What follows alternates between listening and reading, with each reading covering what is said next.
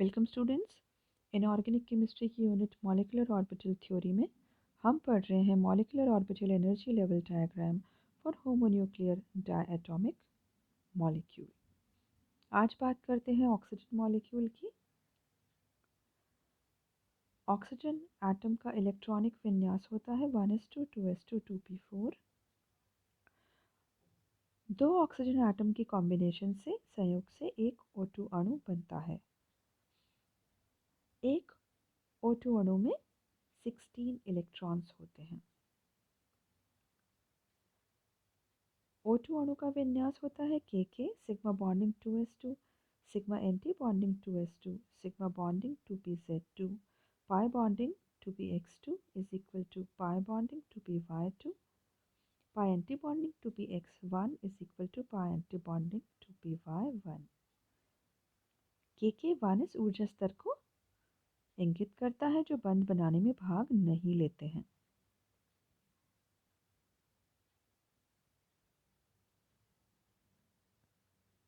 आइए देखते हैं O2 अणु के लिए ऊर्जा स्तर आरेख हम किस तरह से बनाते हैं।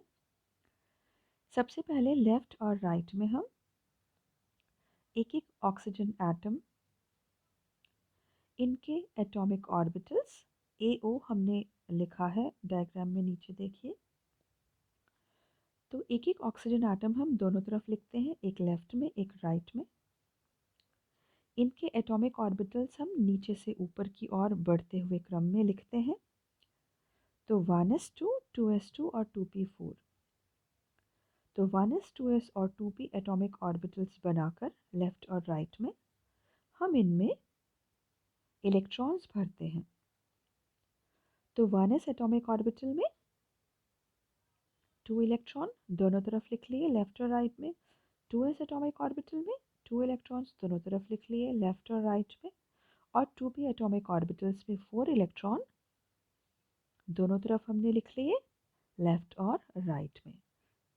तो लेफ्ट में एक ऑक्सीजन एटम, उसके एटॉमिक ऑर्बिटल और उसके electrons 1s2 2s2 2p4। Exactly इसी तरह से राइट में एक और ऑक्सीजन एटम, उसके एटॉमिक ऑर्बिटल्स और उसमें जितने इलेक्ट्रॉन्स होते हैं वो हम लिख देते हैं। अब बात करते हैं इन ऑक्सीजन एटम्स के एटॉमिक ऑर्बिटल्स की कॉम्बिनेशन से जो मॉलिक्यूलर ऑर्बिटल्स बनते हैं उनकी। तो दो ऑक्सीजन एटम्स, इनकी कॉम्बिनेशन से एक O2 मॉलिक्यूल बनता है।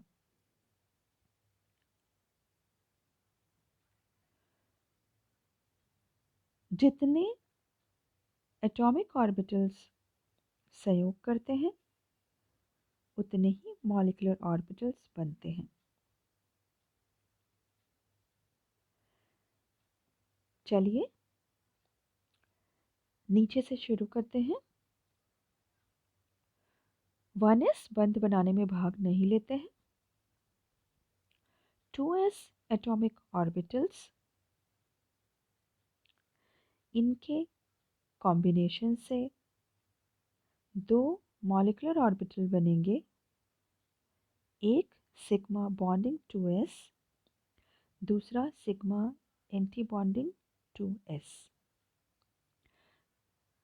इलेक्ट्रॉन्स किस तरह से भरेंगे? बॉन्डिंग मॉलिक्यूलर ऑर्बिटल की एनर्जी कम है इसलिए पहले ये भरेगा।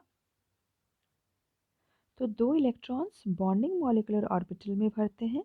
सिग्मा 2s बॉन्डिंग में दो इलेक्ट्रॉन्स भरेंगे पहले और उसके बाद दो और electron sigma anti bonding 2s molecular orbital में भरेंगे। टोटल 4 इलेक्ट्रॉन्स हो गए। दोनों 2s एटॉमिक ऑर्बिटल्स में मिलाकर के 4 इलेक्ट्रॉन्स थे और इनके कॉम्बिनेशन से दो मॉलिक्यूलर ऑर्बिटल्स बने और इन दोनों मॉलिक्यूलर ऑर्बिटल्स में भी टोटल 4 इलेक्ट्रॉन्स हो गए। अब बात करते हैं 2p एटॉमिक ऑर्बिटल्स। तो दो दोनों ऑक्सीजन एटम के 2p एटॉमिक ऑर्बिटल्स कंबाइन करेंगे और इनके कॉम्बिनेशन से टोटल 6 मॉलिक्यूलर ऑर्बिटल्स बनेंगे। कौन से? सिग्मा 2pz बॉन्डिंग, पाई 2px और पाई 2py, ये भी दोनों बॉन्डिंग, फिर पाई 2px और 2py एंटी बॉन्डिंग है ये दोनों, और सिग्मा एंटी बॉन्डिंग 2pz। तो 3 बॉन्डिंग और 3 एंटी बॉन्डिंग मॉलिक्यूलर ऑर्बिटल्स बनते हैं। अब इनमें इलेक्ट्रॉन्स, तो टोटल देखिए 2p, इसमें एक ऑक्सीजन के 2p एटॉमिक ऑर्बिटल्स में टोटल 3 एटॉमिक ऑर्बिटल्स हैं एक ऑक्सीजन के 2p, और 2px 2py और 2pz, और इनमें टोटल 4 इलेक्ट्रॉन्स हैं। दूसरे में भी 4 इलेक्ट्रॉन्स हैं 2p एटॉमिक ऑर्बिटल में। अब मॉलिक्यूलर ऑर्बिटल में इलेक्ट्रॉन्स भरेंगे, तो टोटल दोनों ऑक्सीजन एटम के 2p एटॉमिक ऑर्बिटल्स में कितने इलेक्ट्रॉन्स हैं? 4 और 4 8। तो टोटल हमें भरने हैं मॉलिक्यूलर ऑर्बिटल्स में भी 8 इलेक्ट्रॉन्स। सबसे पहले 2 इलेक्ट्रॉन चले जाएंगे sigma bonding 2pz molecular orbital में। उसके बाद एक इलेक्ट्रॉन जाएगा पाई 2px में एक इलेक्ट्रॉन, और पाई बॉन्डिंग 2py में भी एक इलेक्ट्रॉन। इन दोनों की एनर्जी बराबर है, इसलिए पहले इनमें एक इलेक्ट्रॉन भरेंगे।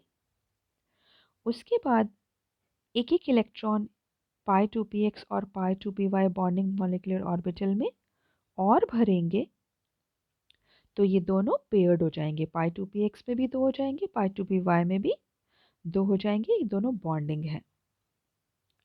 अब बचे 2 और इलेक्ट्रॉन्स,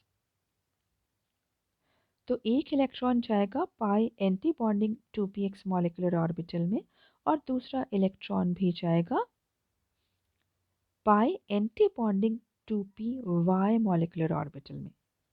तो दोनों electron pi anti bonding molecular orbitals में जाएंगे, लेकिन चूंकि पाई एंटी बॉन्डिंग 2px और पाई एंटी बॉन्डिंग 2py इन दोनों मॉलिक्यूलर ऑर्बिटल की एनर्जी सेम है, इसलिए इनमें एक इलेक्ट्रॉन भरेंगे पहले, और उसके बाद अगर कोई इलेक्ट्रॉन बचेगा तो फिर से इनमें एक और भरेंगे। लेकिन यहाँ पे पाई एंटी बॉन्डिंग 2px में एक इलेक्ट्रॉन जब भर जाएगा, उसके बाद एक ही इलेक्ट्रॉन बचेगा और वो चला जाएगा पाई एंटी बॉन्डिंग 2py में, और उसके बाद कोई इलेक्ट्रॉन बचेगा ही नहीं।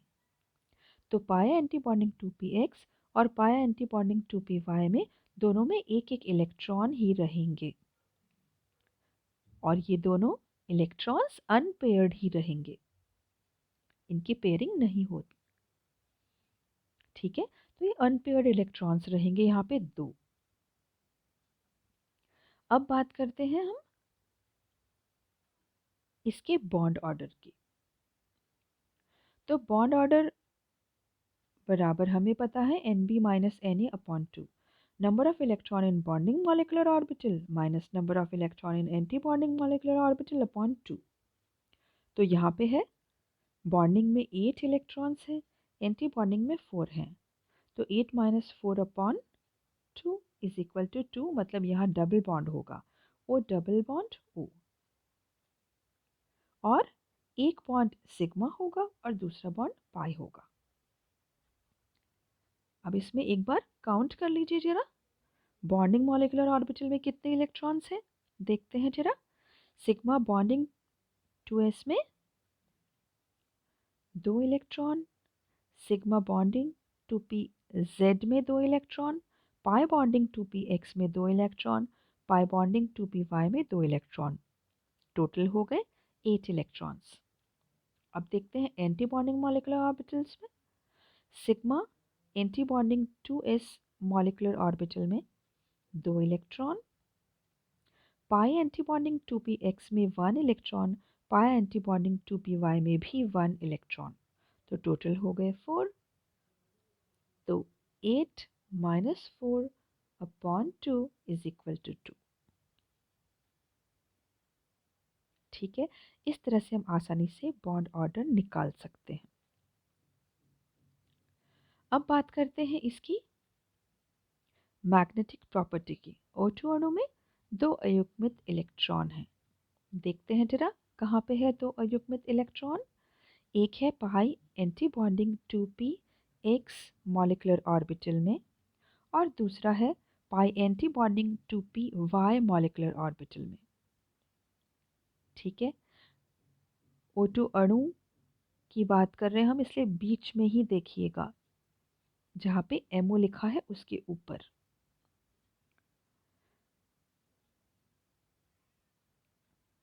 O2 अणु में 2 अनपेयर्ड इलेक्ट्रॉन हैं, इसलिए यह पैरामैग्नेटिक होता है। और वैलेंस बॉन्ड थ्योरी के आधार पे हम ये नहीं बता सकते हैं, लेकिन MOT मॉलिक्यूलर ऑर्बिटल थ्योरी के आधार पे हम बहुत आसानी से इस डायग्राम के बेसिस पे कह सकते हैं कि यहाँ पे 2 अनपेयर्ड इलेक्ट्रॉन्स हैं, एक पाई एंटी बॉन्डिंग 2px पे और दूसरा pi anti bonding 2py molecular orbitals में। इसलिए O2 अणु अनुचुंबकीय या पैरामैग्नेटिक होता है। एक और सबसे जो इम्पॉर्टेंट बात है, इसका जब हम मॉलिक्यूलर ऑर्बिटल डायग्राम बनाएं तो ये ध्यान रखें कि सिग्मा बॉन्डिंग 2pz की एनर्जी पाई बॉन्डिंग 2px और पाई बॉन्डिंग 2py से कम होती है, जबकि N2 में ये उल्टा होता है। यहाँ पे जरा O2 के लिए डायग्राम देखिए। यहाँ पे देखिए सिग्मा बॉन्डिंग 2pz, इसकी एनर्जी हमने चूंकि कम होती है इसलिए इसे हमने पाई बॉन्डिंग 2px और पाई बॉन्डिंग 2py के नीचे बनाया है। जबकि अगर आप N2 अणु के लिए ऊर्जा स्तर आरेख देखेंगे तो उसमें हमने सिग्मा बॉन्डिंग 2pz को पाई बॉन्डिंग 2px और पाई बॉन्डिंग 2py से ऊपर बनाया है। तो ये एक मेन डिफरेंस है N2 और O2 में। तो N2 तक के अणुओं के लिए आप जब भी मॉलिक्यूलर ऑर्बिटल डायग्राम बनाएं, N2 तक के अणुओं के लिए, तो आप सिग्मा 2pz को पाई 2px और पाई 2py के ऊपर बनाएं, क्योंकि इसकी एनर्जी ज़्यादा होती है। लेकिन O2 अणु के लिए और इसके आगे के अणुओं के लिए, ठीक है, जब भी आप molecular orbital energy level diagram बनाएं, जैसे कि F2, अगर आप F2 के लिए बनाएं तब भी, O2 के लिए बनाएं तब भी, तो सिग्मा 2pz मॉलिक्यूलर ऑर्बिटल को पाई बॉन्डिंग 2px और पाई बॉन्डिंग 2py के नीचे बनाएं, क्योंकि इसकी एनर्जी पाई बॉन्डिंग 2px और पाई बॉन्डिंग 2py से कम होती है। ये ध्यान रखें। O2 अणु की बंध ऊर्जा 118 किलो कैलोरी प्रति मोल तथा बंध लंबाई 1.21 एंगस्ट्रॉम होती है। अब हम बात करते हैं O2 अणु के कुछ आयनों की। तो सबसे पहले हम बात करते हैं O2 प्लस आयन, ऑक्सीजन अणु आयन। यदि O2 अणु में से एक इलेक्ट्रॉन को निकाल दें तो O2 प्लस आयन बनेगा और ये इलेक्ट्रॉन इसके विपरीत बंधी पाई अणु कक्षक से निकलेगा। यहाँ पे देखिए कहाँ से इलेक्ट्रॉन निकलेगा, पाई एंटी बॉन्डिंग 2py से ये इलेक्ट्रॉन निकल जाएगा।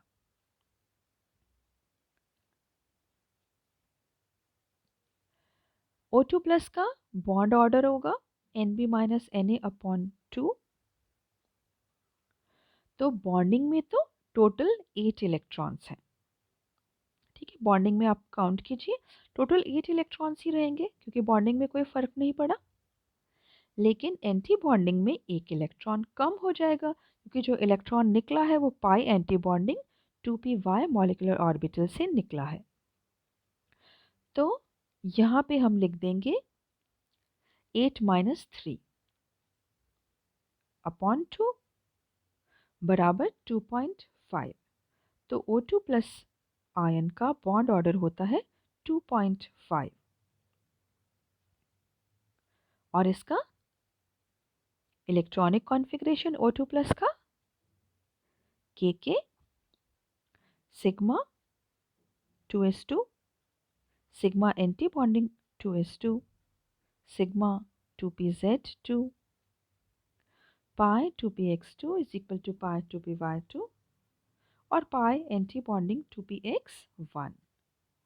अब यहाँ पे pi एंटी बॉन्डिंग 2py में कोई भी इलेक्ट्रॉन नहीं है इसलिए हम नहीं लिखते हैं।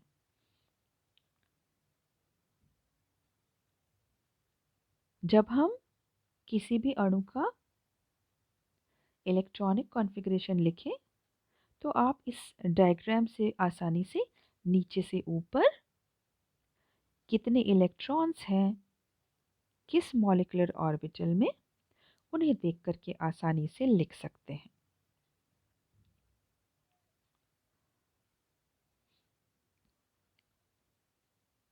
O2 प्लस आयन का बंध क्रम O2 अणु से ज़्यादा है। O2 अणु का भी हमने कितना निकाला था 2, जबकि O2 प्लस का बॉन्ड ऑर्डर कितना है 2.5। इसकी बंध लंबाई भी O2 से कम है 1.12 एंगस्ट्रॉम। O2 प्लस में एक इलेक्ट्रॉन विपरीत बंधी अणु कक्षक में होता है। पाई एंटी बॉन्डिंग 2px में एक ही इलेक्ट्रॉन होता है जो कि अनपेयर्ड होता है O2 प्लस में, जबकि O2 में 2 अनपेयर्ड इलेक्ट्रॉन्स होते हैं। तो अगर हम मैग्नेटिक प्रॉपर्टी की बात करें तो O2 प्लस ये भी पैरामैग्नेटिक ही होता है क्योंकि इसमें एक अनपेयर्ड इलेक्ट्रॉन होता है जो कि पाई एंटी बॉन्डिंग 2px में होता है।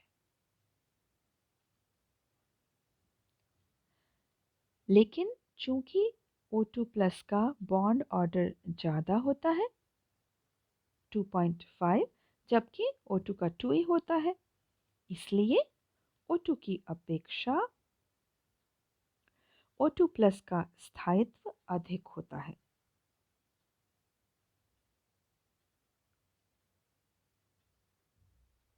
अब हम बात करते हैं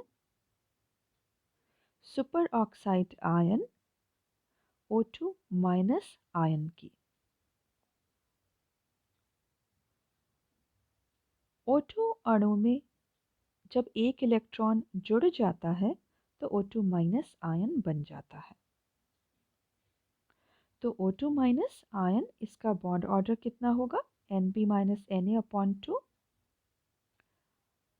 तो अगर एक आयन जुड़ेगा तो वो कहाँ जाएगा, सबसे पहले ये इस डायग्राम से समझते हैं। ये O2 अणु के लिए molecular orbital energy level diagram है।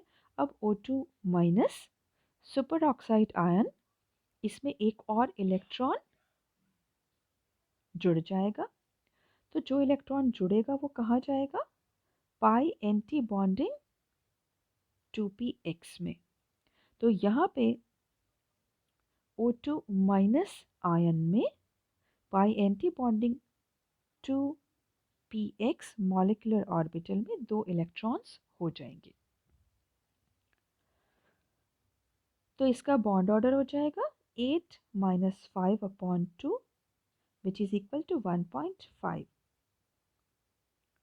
और इसका इलेक्ट्रॉनिक कॉन्फ़िगरेशन हो जाएगा Kk sigma bonding 2s2 sigma anti bonding 2s2 sigma 2pz2 pi 2px2 is equal to pi 2py2, pi anti-bonding 2px2 is equal to pi anti-bonding 2py1।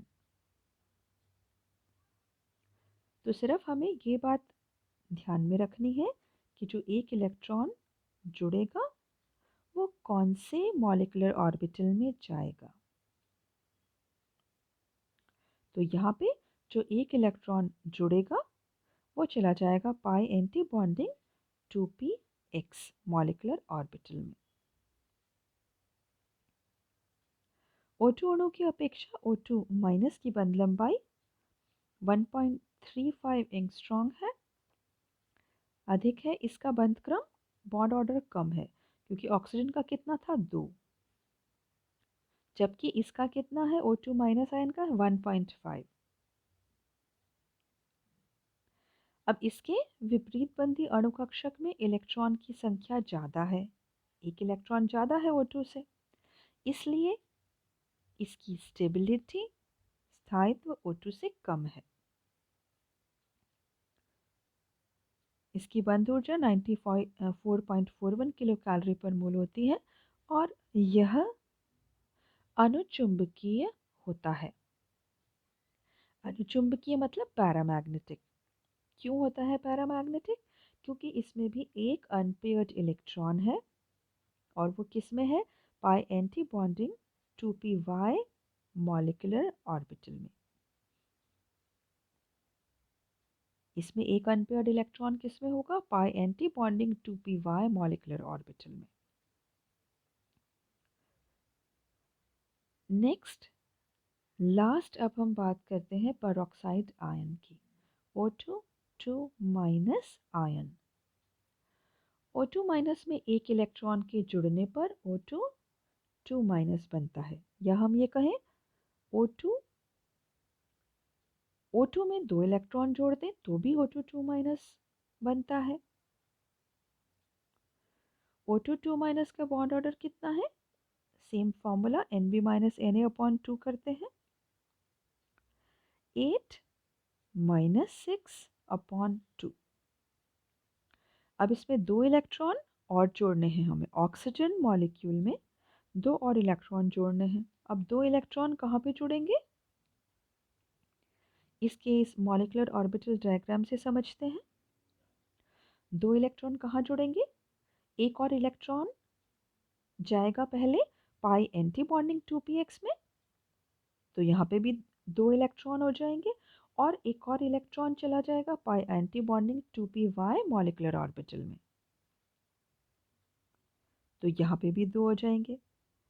तो इसमें एक एक electron pi anti bonding 2px में और पाई anti bonding 2py में चले जाएंगे, भर जाएंगे, जिसके कारण पाई एंटी बॉन्डिंग 2px में भी 2 इलेक्ट्रॉन हो जाएंगे और पाई एंटी बॉन्डिंग 2py में भी 2 इलेक्ट्रॉन हो जाएंगे। तो ये भी दोनों मॉलिक्यूलर ऑर्बिटल्स एंटी बॉन्डिंग वाले पाई एंटी बॉन्डिंग 2px और पाई एंटी बॉन्डिंग 2py दोनों पेयर्ड हो जाएंगे। तो कोई अनपेयर्ड इलेक्ट्रॉन O2 2 माइनस में बचेगा ही नहीं, और इसलिए ये डायमैग्नेटिक या प्रतिचुंबकीय होता है। ठीक है, अब इसका एक बार O2 2 माइनस का इलेक्ट्रॉनिक कॉन्फ़िगरेशन देख लेते हैं। K sigma bonding 2s2, sigma anti bonding 2s2, sigma 2pz2, pi 2px2 is equal to pi 2py2। और अब चेंज कहाँ पे है?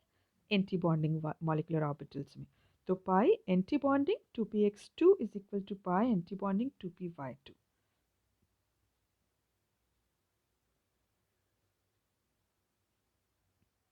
अब बात करते हैं हम इनके स्थायित्व की, इन सभी के स्थायित्व की। तो स्थायित्व is directly proportional to bond order. हम कहें stability, bond order is directly proportional to stability, और जो बंध लंबाई है it is inversely proportional to bond order. तो यहाँ पे हम देखते हैं जो स्थायित्व का क्रम है वो क्या होगा। तो हमने यहाँ पे सभी की वैल्यूज़ लिख दी है। तो सबसे पहले स्टेबिलिटी, O2 प्लस सबसे ज़्यादा स्टेबल है, फिर O2, उससे कम O2 माइनस, और सबसे कम O2 2 माइनस। जो बॉन्ड ऑर्डर है इनका वो देखते हैं। O2 प्लस आयन का बॉन्ड ऑर्डर होता है 2.5, ऑक्सीजन का होता है 2, और O2 माइनस का होता है 1.5, और O2 2 माइनस का होता है 1। तो हमें पता है जिसका जितना ज़्यादा बॉन्ड ऑर्डर होगा वो उतना ही ज़्यादा स्टेबल होगा। तो यहाँ पे देखो सबसे ज़्यादा बॉन्ड ऑर्डर किसका है, O2 प्लस का, इसलिए ये सबसे ज़्यादा स्टेबल है। उससे कम बॉन्ड ऑर्डर है O2 मॉलिक्यूल का, 2 ही है, जबकि O2 प्लस का 2.5 है। तो सबसे ज़्यादा स्टेबल है O2 प्लस, क्योंकि इसका बॉन्ड ऑर्डर है 2.5। उससे कम है O2, इसका बॉन्ड ऑर्डर है 2। उससे कम है O2 माइनस, इसका बॉन्ड ऑर्डर है 1.5। और सबसे कम स्टेबल है O2 2 माइनस, क्योंकि इसका बॉन्ड ऑर्डर है 1। बंध ऊर्जा और बंध लंबाई, इनकी भी वैल्यूज़ हमने चारों के लिए O2 प्लस और O2 माइनस और O2 2 माइनस के लिए लिख दी है। Thank you so much. तो एग्ज़ाम में एक क्वेश्चन बहुत बार पूछा जाता है कि ऑक्सीजन मॉलिक्यूल, ऑक्सीजन अणु आयन, सुपर ऑक्साइड आयन और परऑक्साइड आयन, इनकी स्टेबिलिटी का ऑर्डर लिखिए और कौन सा ज़्यादा स्टेबल होता है इसका कारण भी बताइए। ये क्वेश्चन बहुत इम्पॉर्टेंट है, इसलिए इसे बहुत अच्छी तरह से समझिए, प्रैक्टिस कीजिए, बार बार लिख करके, बना करके सभी के बॉन्ड ऑर्डर्स निकालिए। ऑक्सीजन मॉलिक्यूल का अच्छी तरह से पहले मॉलिक्यूलर ऑर्बिटल डायग्राम समझिए और उसके बाद तीनों ions O2 plus, O2 minus और O2 2 माइनस, इनके बॉन्ड ऑर्डर निकालिए, इनके इलेक्ट्रॉनिक कॉन्फ़िगरेशन लिखिए और उसके आधार पे फिर आप आसानी से स्टेबिलिटी समझा सकते हैं। Thank you so much.